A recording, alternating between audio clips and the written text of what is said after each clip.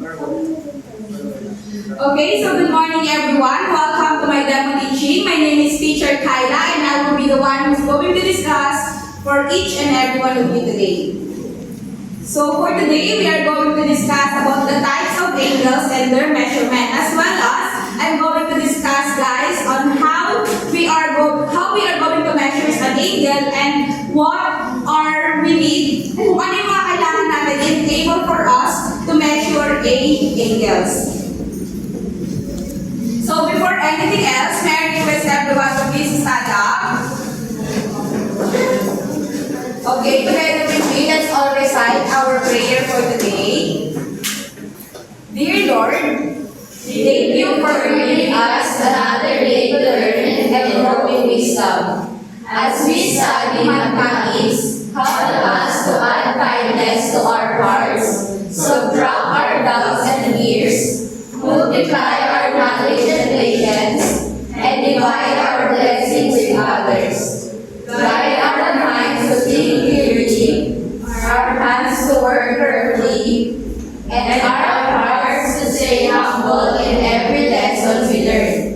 Bless our teacher who leads us and our classmates who learn with us, so that together we find joy in discovering the beauty of numbers and your perfect order in creation. Amen.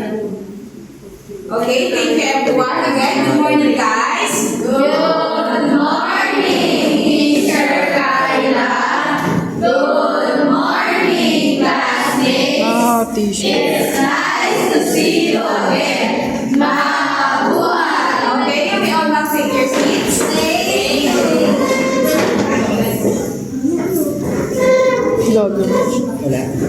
Okay, before anything else, may I request our secretary to please, what do you call this? Notify us on how many are present and how many are absent for today's class. I'm happy to tell you that all of my classmates are present today. Thank you so much, Ms. Secretary. Next slide, please. Next slide, please.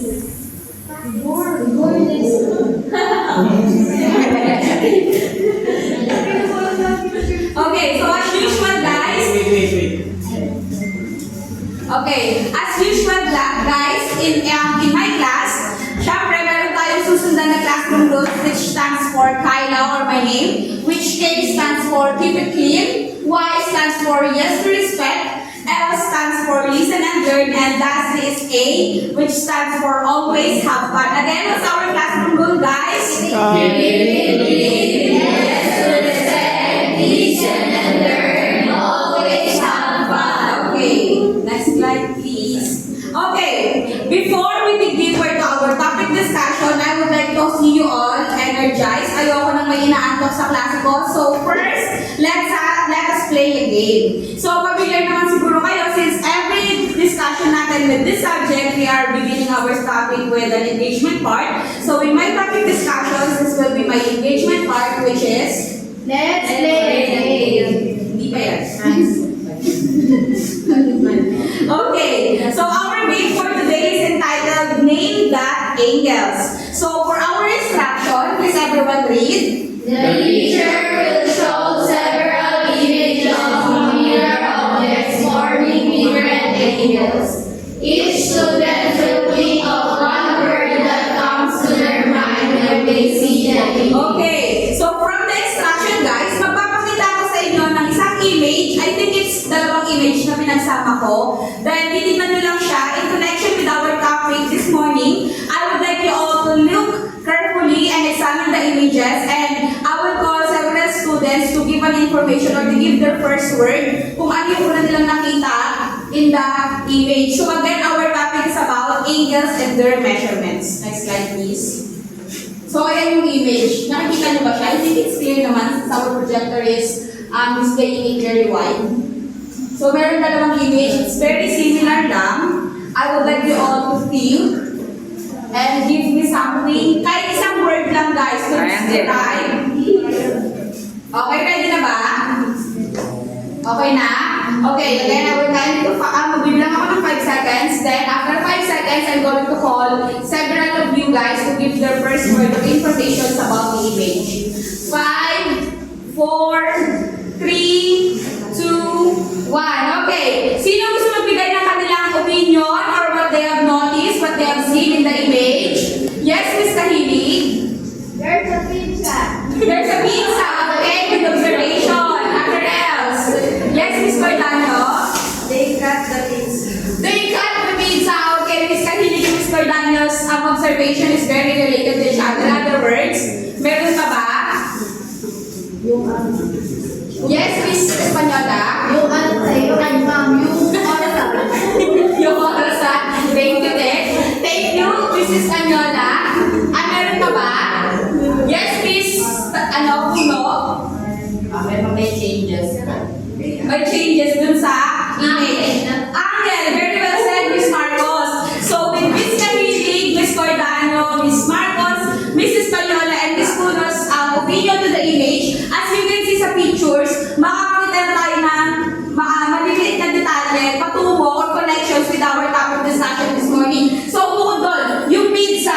So, tingnan niyo mabuti yung pizza. I would like you to imagine the pizza, because later on, we are going to dig deeper with this. Then, yung angle ng bintana, yung gulong ng bicycle, nung slice ng mga pizza, then ano pa ba, yung mga edges ng picture frames, ng mga bintana, yung circle ng mga ilaw, okay, yung kamay ng orasan, yung bilog mismo ng orasan, yung kamay ng babae, yung kamay ng lalaki, yung paa ng upuan, yung bilog ng yung mesa mismo, everything on this image is connected to our topic discussion this morning. Next slide, please. So, thank you for playing with us, but there's more. Since hindi ko kayo nakita masyadong energetic kanina, I would like to give you another activity which is connected to our topic discussion this morning, which is entitled, please everyone read, Dance of the Angels. Dance of the Angels. So, for our instruction,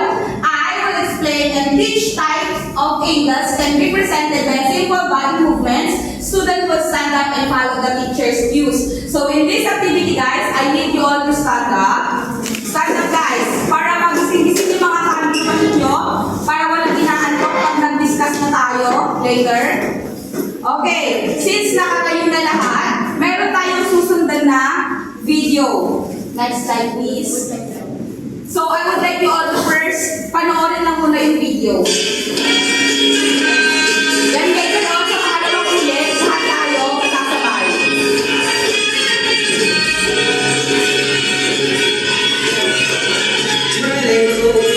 It's like 80 degrees, just stay like you angle. Less than 90 degrees, just stay on just angle. More than 90 degrees, in a straight angle. So one day to right angle. It's like 80 degrees, just stay like you angle. Less than 90 degrees, just stay on just angle. More than 90 degrees, in a straight angle. So one day to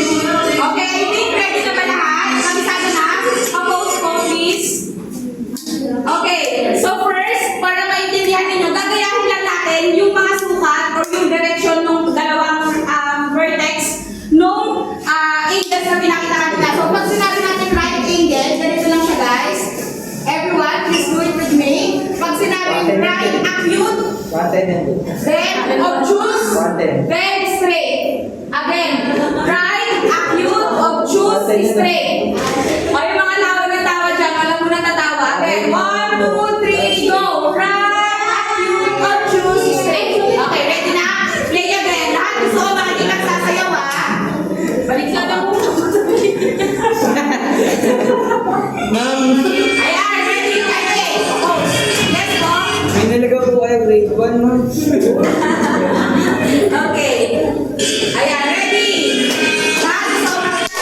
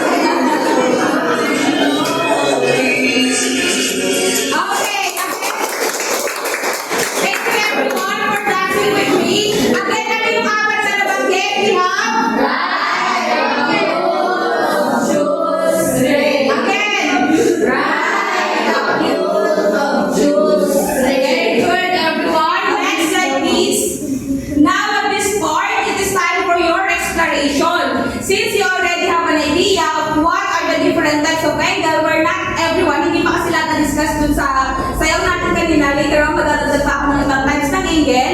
Pero, I assume na each and every one of you has already a basic knowledge or information about what angels is. Tama? Okay. For our explanation part, next slide please. We are going to have our another activity which is entitled Angel and Chocolate. Okay, I would like to give you all a challenge. Then, inside this, next slide please, for our instruction, inside this classroom, I am no longer going to divide you guys into groups because we are running out of time. I would like you all to look inside our classroom and in connection with the first image or the first activity that we have played, unang-una kanina, I would like you all to look in this classroom and as many as possible, gusto ko maglabas kayo ng ballpen at saka papel, i-scratch ninyo yung angel na makikita ninyo dito sa loob ng classroom. Tapos, pipili ako ng tatlo na mag-i-explain or mag-discuss ng kanilang gawa sa harap. Okay, I'm giving you 5 minutes to do it, guys. Go! Papel and ballpen, then i-scratch natin nyo yung ball. Ay, no! Kahit huwag na pala kayo maglabas ng ballpen. Just... Po? Si Leonard, sagutin mo nga. Okay. So, tignan nyo lang muna guys. Tatawag ako ng mga assign ng mga tatlo sa inyo. Then, i-describe or i-drawing ninyo sa blackboard natin yung mga angel na nakita nyo in connection with the image na pinakita ko sa inyo kanina on the first activity and with the dance na ginawa natin.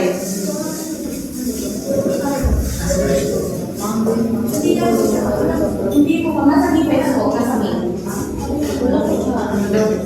Okay, ready na ba guys? Yes. Ready na? Okay. Sino gusto magpakita ng kanilang mga na-discover or na-explore na angels inside the classroom? Yes, Mrs. Rada. Sino pa? I need 2 more. Dexter. Dalawa pa. Yes, Miss Cordano. First muna si Mrs. Rada. Okay, tignan natin si Mrs. Rada. Yan.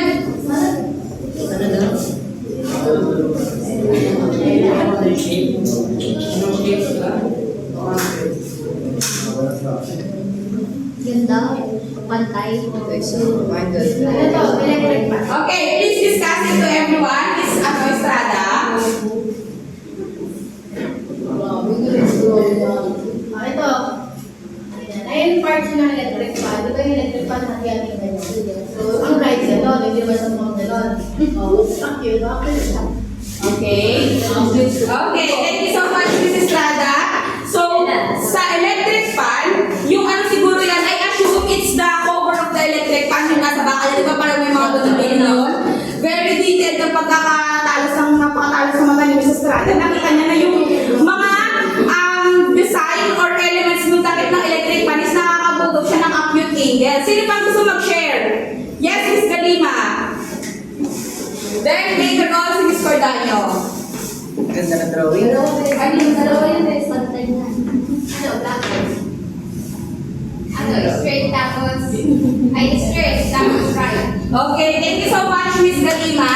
So, according naman sa explanation ni Miss Galima, yung blackboard daw. So, kanina from our dance, nakakita daw siya ng right angle and a straight angle. Very well said, Miss Galima. Last is Miss Cordano.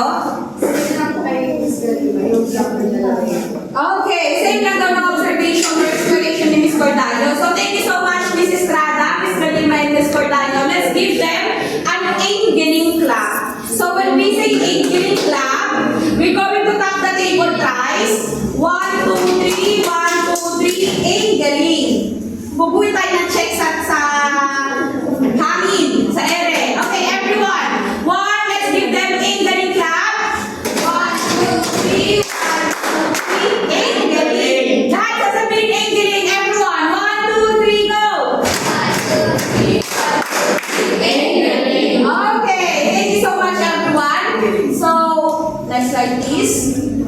Now, let's dig deeper to our topic this morning, which is about angels and their measurements. It's angel adventure time. Next slide, please.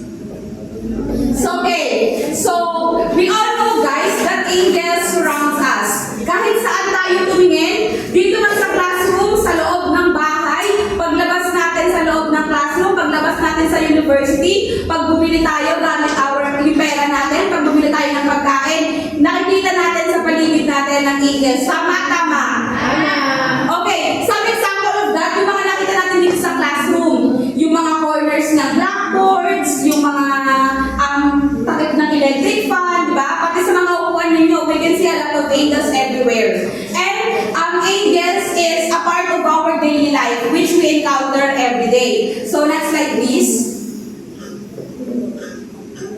Okay, so at this moment, allow me to explain or to give you more deeper explanation of what eagles is all about. Next slide, please.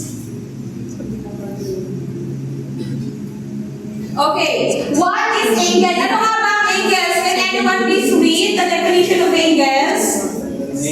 Yes, Miss Paraliza. What is angel? An angel is formed when two rays meet at the common endpoint called the vertex.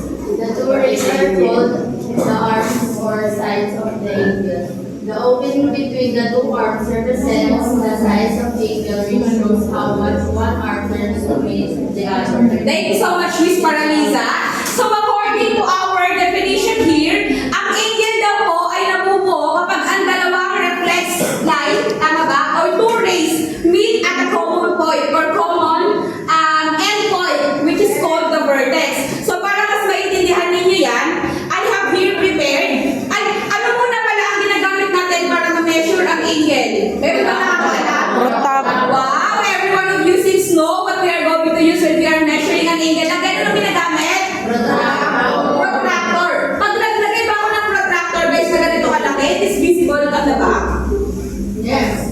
Pero hindi gaano kasi medyo maliit, tama? So, in real life, guys, kapag bumili kayo, di ba we have a ruler, which is straight. Pag sinabing protractor, parang malahati siya ng bilog. So, ito yung example ng protractor.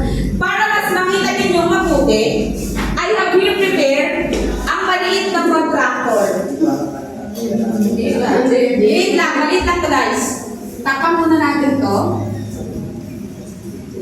Okay, so this is an example of our protractor. So kanina, binasa ni Miss Paraliza, ang angle daw ay binubuo ng dalawang rays na mag-meet sa common point or end point. So pag sinasabi niyang rays, ito yun. We have rays 1, then we have rays 2. Nasatisfy ba natin yung definition kanina? May dalawa na tayong rays. Ang sabi, nabubuo daw ang angle kapag nag-meet sa common end point. Kapag nilagay ko yung endpoint ng isang race dito, at yung endpoint ng isang race, nag-meet ba sila?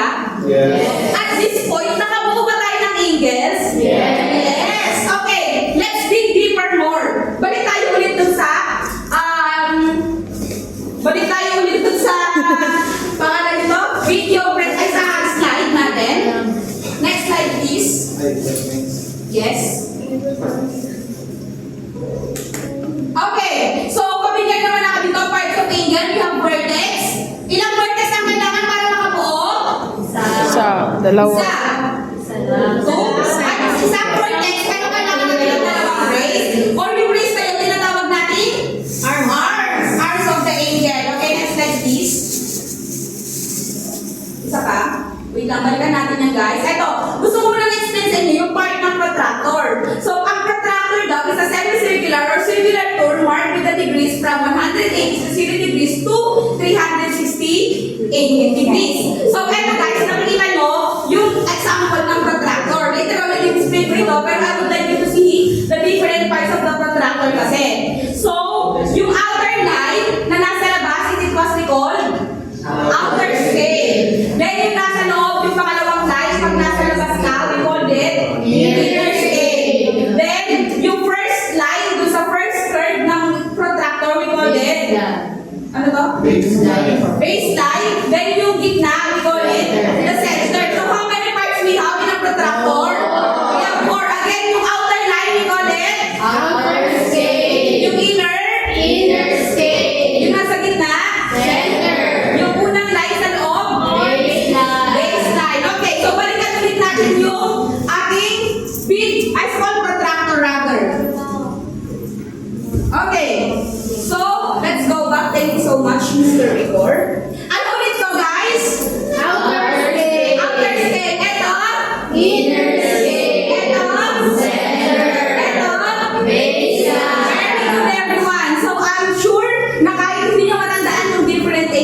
know you will remember the different parts of the protractor. So ayun, going back, sabi ang angle daw, nakakabuo tayo ng angle kapag ang dalawang rays ay nag-meet in a certain point or we call it a vertex. Okay, so sabi kanina, we have different kinds of angle. Dun sa sayaw na ginawa natin, anong unang-unang type ng angles yun? Right angles, which is sabi sa kanta, it measures 90 degrees. less than, greater than, or exactly 90 degrees. Okay, exactly 90 degrees. So at this position of our rays and the vertex na nabuo, what angles is this? Right. Angles. Tignan na natin kung it measures 90 degrees. Kasi ang sabi, kapag nag-measure na tayo ng angle, kailangan starting yung isang right to 0, going to 90 degrees. We have 0, 10, 20, 30, 40, 50, 60, 70, 80, 90. We form 90 degrees. So is this a right angles? Yes. So para malaman natin or makita natin ang different example of right angles around us, I have here prepared some examples of right angles para makita ninyo. So first example, we have the clock. Visible ba niya sa likod? Yes.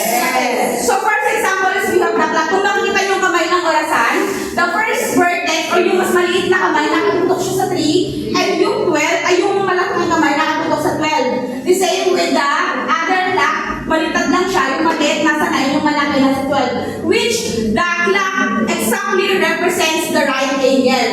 Another is we have yung corner ng bahay, guys. Kapag nai-imagine ninyo sa mga bahay-bahay, mga corner-corner, di ba? Yung corner nito, pataas na gano'n, tapos yung isa pang kamay niya nandoon, which exactly forms a 90 degrees. Another yung rank. Di ba may familiar ba sa inyo yung rank? Yeah. Di ba yung mga rank yung lakaran ng mga PWDs is person with disabilities? So nakakabogin nyo lang exactly 90 degrees. And last but not the least is yung upuan. So sa upuan, nakakabogin tayo ng right angle kung saan yung isang paa or yung likod niya tapos yung upuan, exactly 90 degrees.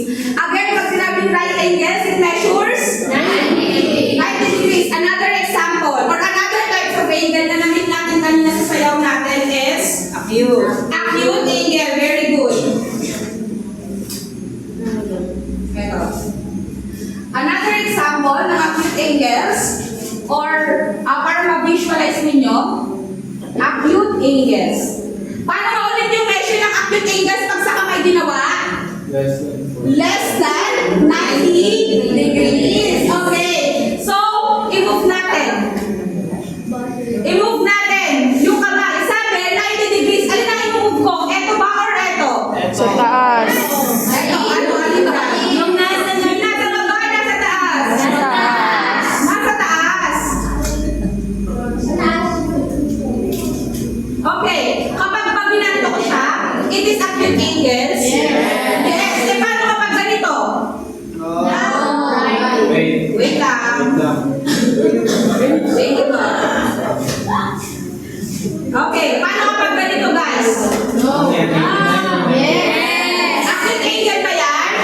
Bakit natin siya natawag na acute feature? Paano po siya naging acute angle? Yan yung isang kamay nasa 90, tapos yung isa nasa 40. Para malaman natin yung measurement ng angle na yan, ang gagawin natin, we are going to minus 50, minus 40 equals 50 degrees. So, ang definition natin sa acute angles, less than 90 degrees. Yung 50 degrees ba, less than or greater than 90 degrees? Less than. So, does this angle na binubuo ng dalawang rays na to with a certain vertex form an acute angle? Yes. Okay, another example naman sa acute angles, ito yun guys. Parang visualization na nakita natin, 30 degrees. Teacher. Yes po. Bakit parang hindi naman acute angle yung laptop? Acute angle yan, magandang decision. Joke lang. Acute angle yun na, as you can see, Parang siya right, teacher. right po. Yan nakapag-open na kayo kaunti. Matry mo dito. Sabi sa iyo, kayo na laptop. Ayan o. Ibig sabihin niyo, eto wag ko ipagbilantad ko kasi baka mawala eh. Hindi, at may ganun na lang ang laptop. Lalabas. Oh. Di, ganun mo na lang yun. Ganun mo na lang. Eto, let's imagine this is a laptop. Kapag ganitong naka-open, straight na straight siya with a straight back, we call it Right.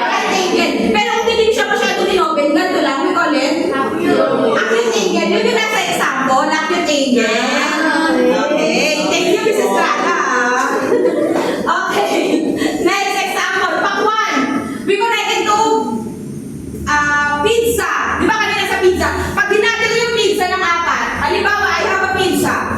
Apat kami magkakapatid. Hinati ko siya sa apat. This part is right angle. And ano kami? 8 kami. Etong part na to, this is acute angle. Okay. So, meron tayo example ng acute angles. Pang 1, another example of acute angles. Then, etong 10. Yung ulo ng 10, acute angles to. Kasi, kung may imagine nyo, magkaiba siya dun sa corner ng bahay kanina. Yung corner ng bahay is more straight. Yung acute angle, parang ano siya pag show. Kung i-measure natin siya sa kamay, parang pag ganito. Okay, next example or last but not the least is yung hang ng siso or ano ba to? Yan, swing. Yung dulo ng swing, that's an example of right angle. So, ay acute angle, sorry. Next angle na nagsilayaran kanina, discuss na natin to. What angle is this? Right. This? Ito daw? Obtuse angle. So, obtuse angle naman, I also prepared an example of obtuse angle. Last two. Obtuse angle, it is defined as, sabi kanina, less than, ay greater than 90 degrees, pero less than 180. So, pag sinabi ko ng right angle ay pag ganito, yung obtuse nakaganto, pero hindi siya naka-diretso. So, from the definition, ang sabi, less than 90 degrees, pero less than, greater than. Ayan. Ayan.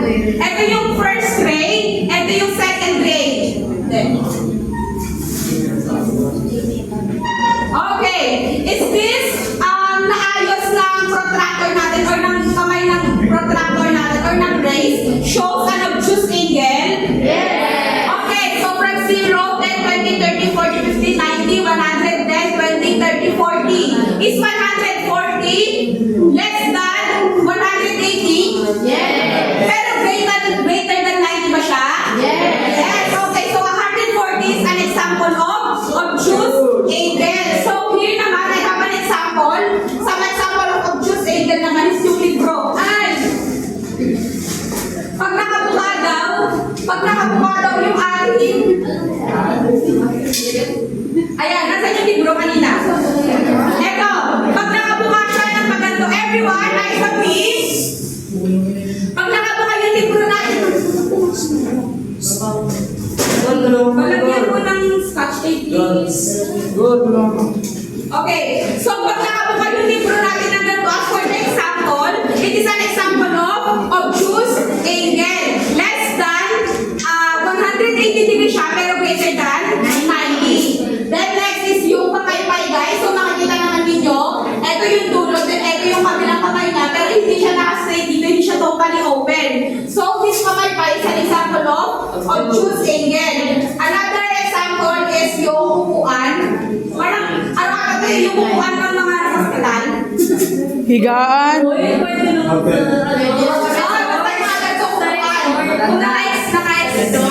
Mga resort, yes. Then, yung kamay ng baby. Since yung kamay ng baby, hindi pa sila ganun ka-flexible to stretch. Parang pagganun lang muna siya. It's an example of obtuse angle. Then, another is yung nag-yoga. Anong nag-yoga? Is she forming an obtuse angle? Yes. Okay, so those are the example of obtuse angle. Let's move on to another example. So, sa sayaw natin dahil na we only discuss 4, tama? We have right, acute, obtuse, and straight angle. Thank you so much, Miss Kuno. Okay, now moving on. Last 3 example, guys. We have A. Ano yung last na hindi pa natin-discuss, guys? So, example of straight angles is this. Guys, straight angle yan. Hindi ko lang sa napunta yung straight na wala. So, pag sinabi natin straight angles, is it measures exactly 180. So, since yung obtuse angle kanina, it measures greater than 90 but less than 180, kailangan lang natin ito i-move. Yung isang kamay niya, gagawin natin siyang straight. In this position of the two rays, it is formed 180 degrees. So, from 0 to 180. So, sa kanilang lahat, si straight angle ang pinakamadaling tandaan. Kapag gumanto ka lang ito sa example of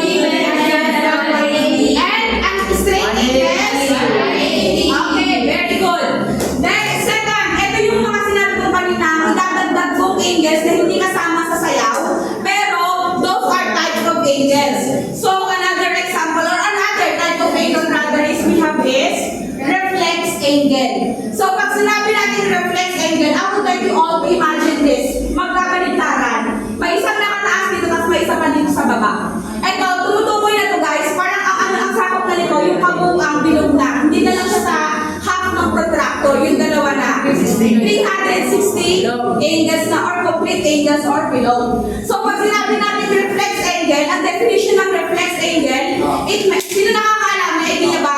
Yes, Mr. Sangin?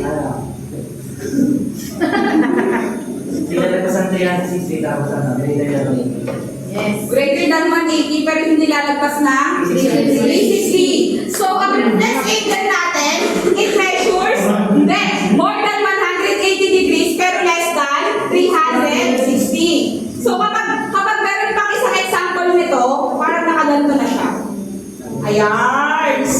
More than 180 na siya. Lumagpas na siya sa 180 pero hindi siya lumagpas sa 360. So, I am encountering difficulties on finding examples of obtuse angles, reflex angles in real life. Pero I managed to find an example. Imagine na lang natin sa pizza. Pag yung pizza, ang natitira, parang maganda rin nakakain. Ayan. Ito na yung nakakain. Itong part na to. Hanggang ganyan. Yan na yung that's an example of obtuse reflex angle. Last but not the least is, syempre, if we have greater than 180 pero less than 360, we have a complete angle which measures 360. So pag sinabi natin 360, eto, iikot na yan dito, silang dalawa yan. Ibig sabihin nun, full rotation or buong ikot na yung angle natin. So first example natin, eto, 360 buong bilog. Another example, ano to guys?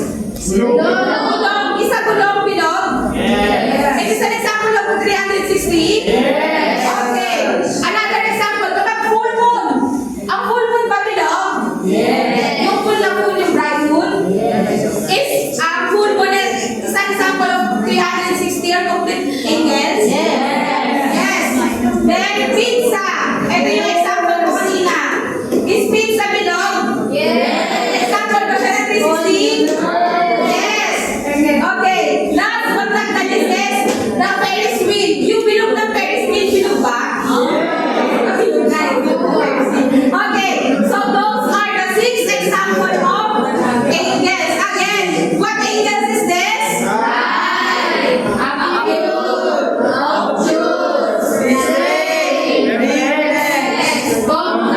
Complete. Okay, very good again. Pero let's have a quick review naman sa part ng protractor. What do you call this?